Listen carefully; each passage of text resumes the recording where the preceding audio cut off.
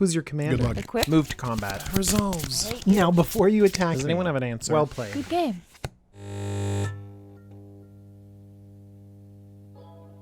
Hello everyone, DJ here. This is the Jumbo Commander YouTube channel, and we're all so excited about Double Masters.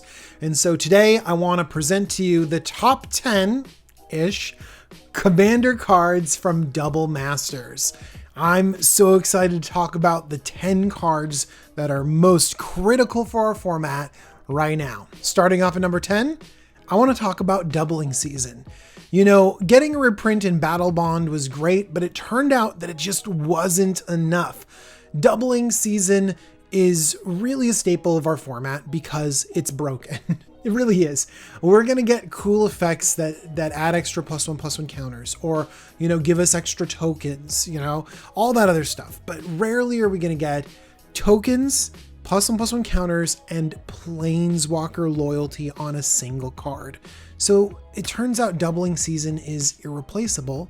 So the cheaper that we can get it, the better. Great reprint. Coming in at number 9, we have my first cheat where I have a few cards I want to talk about. These are honestly the board wipes that are coming out of Double Masters. The main one that I really want to focus on is Blasphemous Act. You know, Blasphemous Act was like $7 or $8. It's true, even getting tons of reprints in Commander 2014, 16, and 18. But if you think about board wipes in red, Blasphemous Act is like the board wipe, and it would stink if the board wipe of your format costs over $5, especially when it sees so many Commander reprintings. So coming out in Double Masters, getting that price down below $250 is really, really good. Also, you know, red doesn't do a lot of things really well. You know, the direct damage in red doesn't really become as relevant in our format. The card draw is a little bit clunky, it's impulsive. And so when we have a good board wipe that can be reprinted, I really want to see it in the hands of a lot of Commander players. Okay, so the honorable mentions in the board wipe goes to Rolling Earthquake, an amazing reprint. Let's take the card from $12 down to $150. This is really solid, and I'm glad to see another one of these effects that everyone can play. Really great. And then Toxic Deluge. Again, this saw a reprint in Eternal Masters, so really not a truly needed reprint. But when you're talking about a premium board wipe above $20, it needs reprints, and right now it's sitting at $20.60. So it actually needs a second reprint right after Double Masters. But that just proves how good Toxic Deluge is in our format. It takes out tons of different things. And I think that you should pick them up if you need them, even if you are spending $15 or $20. Ugh. And then finally, the big stomach wrenching feeling is the reprint of Cyclonic Rift. And look, we needed it. Cyclonic Rift was way too expensive, and whether you love Rift or you hate Rift, it's here, and people play it in blue decks. It's played all over the place. And if it's a tool in our toolbox, then you might as well use it to keep up with your friends. And again, having this price tag drop down to about $20, it stinks. You know, you're paying $20 for a card, and it might be a card that you kind of feel a little bit gross playing because it's so crazy powerful. But, you know, it is kind of fun cyc rifting everything back to your opponent's hand for the win. Overall, there's a reason why everyone plays it, is because it's so good. All right, board wipes are a great reprint in this set, but let's move on to number 8. Number 8 on my list is a crazy reprint all the way back from Onslaught, Mana Echoes. Man, this card is so old, and the reprint has dropped the price significantly. This card honestly is a combo enabler. Whenever a creature enters the battlefield, you may add an amount of colorless mana equal to the number of creatures you control that share a creature type with it. This goes infinite really easily in Sliver Queen decks, and this card can just combo out of nowhere. Anything that can generate tokens with colorless mana can just keep generating tokens, and each token produces crazy amounts of colorless mana. Very rarely have I seen a fair Mana Echoes, but that's probably because of the price tag. You know, now I think Cranko decks will just throw mana echoes in because, I don't know, I might be able to use the mana. You know, a lot of decks might use it now that the price tag is going down. All right, number 7 on my list are the Swords of X and Y. I'm going to shout out Sword of Fire and Ice because there's some colors out there that need card draw, and Sword of Fire and Ice can provide that. There are tons of different cards that synergize with equipment, and if you're playing an equipment deck, you kind of have this feeling that you want to play with good equipment. You know, throwing in just like a bone splitter doesn't feel right. You want the powerful swords in that slot. Sword of Fire and Ice is so solid. I'm amazed that this got up to close to $80 and thrilled that it's almost cut in half to like $37 for this sword. And it's been a really long time coming, all the way from original Modern Masters about 5 years ago. And no, the Kaladesh inventions do not count as a reprint. So getting the price of these cards down is going to be really good. And you can find which sword fits your playstyle best or fits your deck best. Honestly, they're all pretty solid. Number 6 on my list is the Scarab God. I am amazed at how powerful and fun the Scarab God is. I've seen the Scarab God lead a lot of decks, and that's totally fine, but you can just throw him in any deck that can play him, and he will be fun. He's hard to kill, he scries into more action, he pulls cards from any graveyard. Just this reanimation effect of 2 blue-black to create any 4/4 zombie token of a creature. It's just so great. And also, it plays off of your opponent's cards. Activate this, pull a Muldrifter out. That's super big value. You can pull out crazy cards. Like I've put an Avacyn token into play with the Scarab Dog. Actually, that same game, I put an Avacyn token to play. I put an Elish Norn token into play too. It's just like, how good can you get with this card? It's so awesome.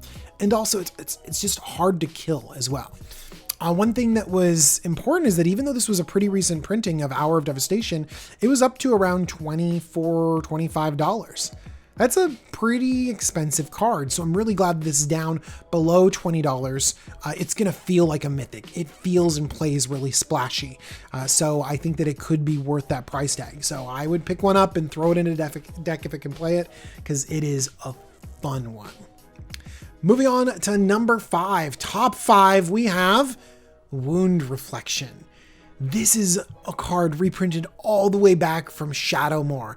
A $25 do-nothing enchantment should not be that expensive, but sitting at $10, yeah, I like that. It's big, it's splashy, and it's great for our format because it's so political. At the beginning of each end step, each opponent loses life equal to the life they lost this turn. So you don't lose extra life, but each of your opponents do. So this incentivizes your opponents to attack each other, because if they're attacking each other, well, their damage is sort of doubled. And Wound Reflection becomes political. It's this special damage doubler. And honestly, if you've ever had a Grey Merchant of Asphodel and enjoyed playing that, you should try playing it with Wound Reflection. It's very, very nice. Also, I don't know about the art, but it's pretty cool. What do you guys think? I think I like the Shadowmoor art a little bit better. It's like crazy wild art, but just really excited about this reprint. All right, number 4 on my list is another sort of tie, and it goes to white card advantage of land tax. Land tax is card draw. It draws you lands, and lands are cards. I know it's not the cards you wanted, but guess what? They're still cards. In white, hitting your land drops is really important. And if land tax just gets 3 more lands into your hand, either to, filter away, to loot with, to play, it's going to be worthwhile. Land tax is incredibly powerful. It's going to trigger all the time, and white needs this effect. It really does. And it needs it way cheaper than it was before. It was reprinted in Battle Bond, so similar to that doubling season I mentioned in the first one, where we got this powerful, mythic enchantment. Everyone was excited about the reprint, and it dipped a little bit, but it didn't actually cause it to get that much cheaper. Now we're seeing land tax in the $20. If it gets below $20, I think you're going to be really excited to get one of these and put it into your commander deck. Okay, speaking of card advantage, we also have Stoneforge Mystic, another card that got really expensive. See, being tied so closely to modern and these constructed formats, Stoneforge Mystic has done crazy stuff with prices, being banned and unbanned and everyone going all over the place. Now it's kind of leveled out as modern has realized that, like, oh, you know, it's a card, it can do a thing, but it's not like super broken. But Stoneforge Mystic is great in our format because, again, white needs card draw, and drawing the best equipment out there is perfect for many white decks. I mean, Skull Clamp is an equipment that we can use. Like, that's an insane card, and Skull Clamp in a mono white deck can do some gross things. So Stoneforge Mystic can get you sort of one of the best cards in a mono white deck. It can also get you the exact right sword you're looking for. And so if you are trying to shore up different ways your deck can function, Stoneforge Mystic can help out with that. You know, Sword of the Animist can ramp you. Sword of Fire and Ice or Skull Clamp can get you card draw. You know, if you're looking to really beat in or gain some life, Basilisk Collar is actually reprinted in Double Masters. You know, gain some life, protect yourself. And Stoneforge Mystic really helps have that whole strategy mesh really well together. So white card advantage is my number 4. Now let's go on to number 3. Top 3, we have Walking Ballista. Walking Ballista is another one that was printed relatively recently in Aether Revolt. And so it's seeing a pretty fast reprint, but this card is so good, it's not lowering the price very much. You know, a $20 card from Aether Revolt is going for close to $17. But Walking the Ballista is used in so many different strategies. If you ever have infinite mana, Walking Ballista wins. Whether it's on the battlefield or in your hand, it wins. That's awesome. That's really great. There's all sorts of other good pieces of utility with it.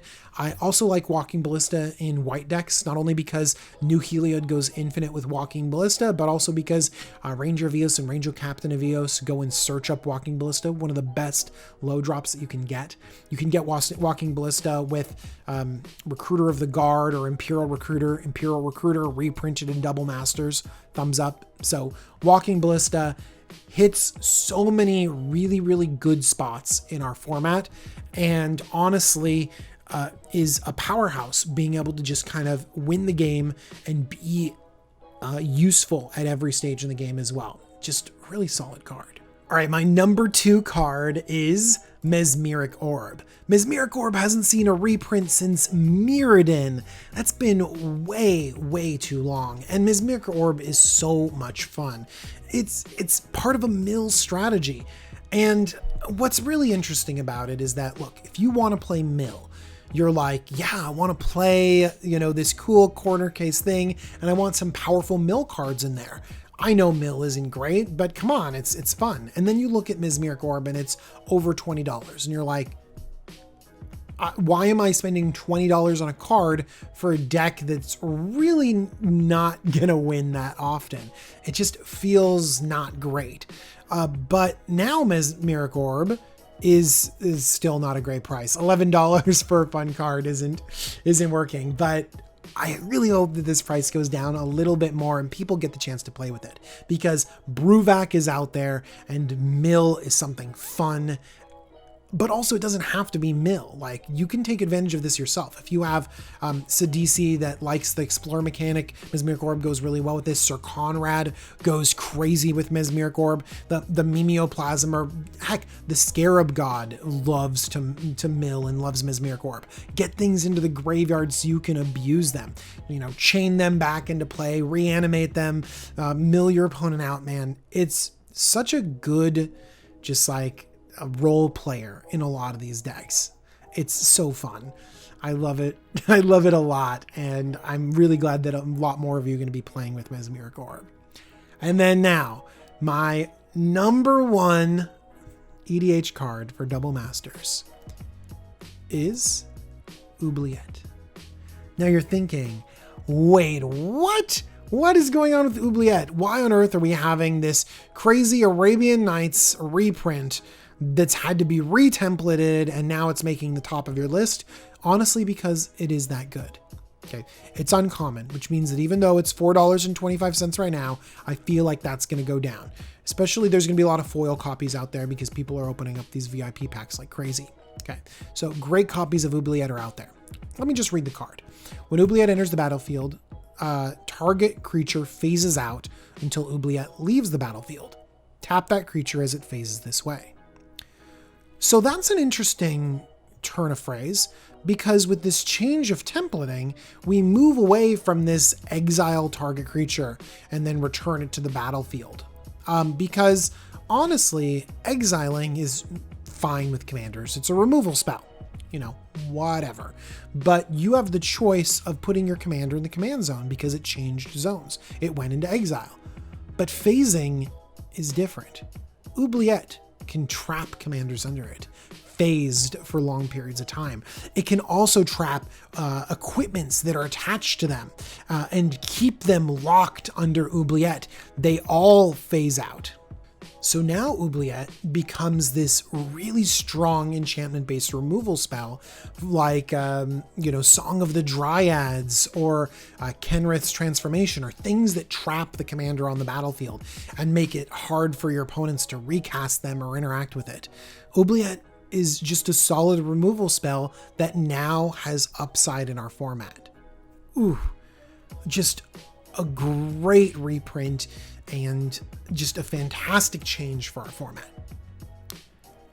You know what? Now that I'm thinking about it, Ubliyet is a permanent and it has an enter the battlefield effect that does this. Oh man, Yarok. I want to double up this Ubliyet trigger. All right, everyone, that is my top 10-ish list for Double Masters cards for Commander. I am excited about this set. There are pretty cards in it.